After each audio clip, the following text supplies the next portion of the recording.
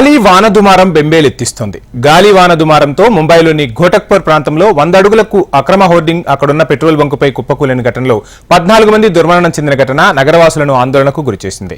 సిటీలో బలమైన గాలులకు ఎక్కడ ఏ హోర్డింగ్ ఎప్పుడు ఊడిపడుతోందన్న ఆందోళన వ్యక్తమవుతోంది. నగరంలో హోర్డింగ్లకి అనుమతి లేకున్నా చాలా చోట్ల హోర్డింగులు ఉండటంతో వాటి విషయంలో నగరవాసులు తీవ్ర ఆందోళన వ్యక్తం చేస్తున్నారు.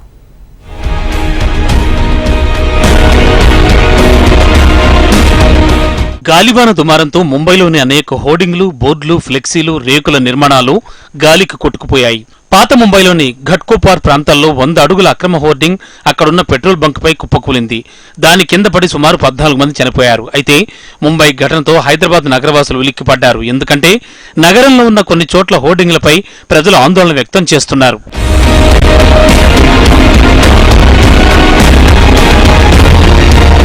గాలి దుమారాలు, పిడుగుపాటు వంటి ఘటనలు గత కొన్నేళ్లుగా పెరిగాయి.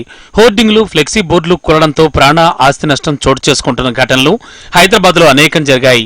మే 20, 2016 సంవత్సరంలో బంజారాహిల్స్ రోడ్ నెంబర్ 3లోని మారుతి షోరూం ముందున్న హోర్డింగ్ కూలడంతో అక్కడున్న కార్లన్నీ నుజ్జునుజ్జయ్యాయి. ఆ తర్వాత పలువురు సామాన్యులపై హోర్డింగ్లు కూలడం, ఫ్లెక్సీ బోర్డుల కారణంగా గాయాల పాలయ్యారు. దీంతో రాష్ట్ర ప్రభుత్వం 2020లో జీవో నెంబర్ 68 తీసుకొచ్చింది. భారీ హోర్డింగ్లను అనుమతించబోమని ప్రభుత్వం స్పష్టం చేసింది. ఏవైనా ప్రచార బోర్డులను ఏర్పాటు చేసుకోవాలి అంటే వాటి ఎత్తు భూమి నుంచి 15 అడుగులకు మించొద్దనే నిబంధన తెచ్చింది.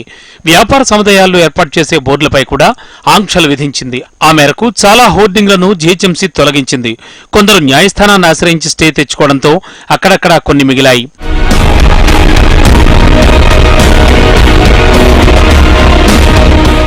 ఇదే సమయంలో ఇలాంటి నిషేధించిన హోర్డింగ్లను మళ్లీ అనుమతించాలంటూ ప్రభుత్వానికి జీహెచ్ఎంసీ రాసిన లేఖపై ఆందోళన వ్యక్తమవుతోంది. అయితే హోర్డింగ్లతోనే జీహెచ్ఎంసీకి 100 కోట్ల వరకు ఆదాయం వస్తుందంటూ కొందరు ఇంజనీర్లు, ఉన్నతాధికారులను తప్పుదారి పట్టిస్తున్నారు. నిషేధాజ్ఞలు తొలగిపోతే యథేచ్ఛగా బినామీ పేర్లతో హోర్డింగ్ల కాంట్రాక్టును దక్కించుకోవడం, అనధికారికంగా బోర్డులను ఏర్పాటు చేసుకోవచ్చనే దురాలోచనతో ఉన్నారు. ఆయా ఇంజనీర్లు నిషేధం ఎత్తివేతకు ఎత్తులు వేస్తున్నారనే విమర్శలు ఉన్నాయి. హైదరాబాద్ నడిబొడ్డున ఉంటాను నేను. వచ్చేది వర్షాకాలము. మన దగ్గర ఈ పబ్లిక్ అడ్వర్టైజ్మెంట్ బోర్డులు చాలా ఉన్నాయి సిటీలో. అది చాలా ఏళ్ల నుంచి, దాదాపు ఒక 20-30 ఏళ్ల నుంచి అలాగే ఉన్నాయి. అవి మొత్తం తుక్కుపడి ఉన్నాయి. అది ఎప్పుడు పడితే గాలి దుమారం చాలా వస్తున్నది. అది ఎప్పుడు పడితే పిల్లల మీద పడతాయా, పెద్దల మీద పడతాయా తెలియదు. అది ఒక్కసారి పడ్డదంటే అది ఒక ఫ్యామిలీ ఎంత నష్టపోతుందో ఒకసారి మీరు ఆలోచించాలి ప్రభుత్వం దాని గురించి. సో దానికి కొంచెం పట్టించుకొని, బాగా కొంచెం ఇంట్రెస్ట్ తీసుకొని దాని గురించి పట్టించుకోవాలని అనుకుంటున్నాను నేను. ఇక జీహెచ్ఎంసీ స్థలాల్లో ఏర్పాటు చేసుకునే ప్రకటనల నుంచి నగరపాలక సంస్థ పన్ను వసూలు చేస్తూ ఉంటుంది.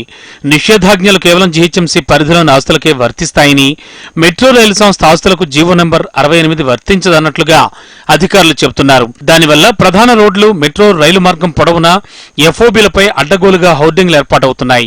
గాలివారం వచ్చినప్పుడు వాటిపై ఉండే ఫ్లెక్సీలు ఉండి మెట్రో రైలు సేవలకు తరచూ అంతరాయం కలుగుతోంది. ఇక అవి రోడ్లపై, వాహనదారులపైన పడే అవకాశం లేకపోలేదు. దీంతో ప్రస్తుతం ఇలాంటి ఫ్లెక్సీ బోర్డులు, హోర్డింగ్స్ పై ఆందోళన వ్యక్తమవుతోంది. ఎక్కడికక్కడ హోర్డింగ్స్ ఎన్నున్నాయో వాటిని పరిశీలించి వాటి భద్రత విషయంలో తగిన జాగ్రత్తలు తీసుకోవాల్సిన అవసరం ఉందన్న అభిప్రాయాలు వ్యక్తమవుతున్నాయి.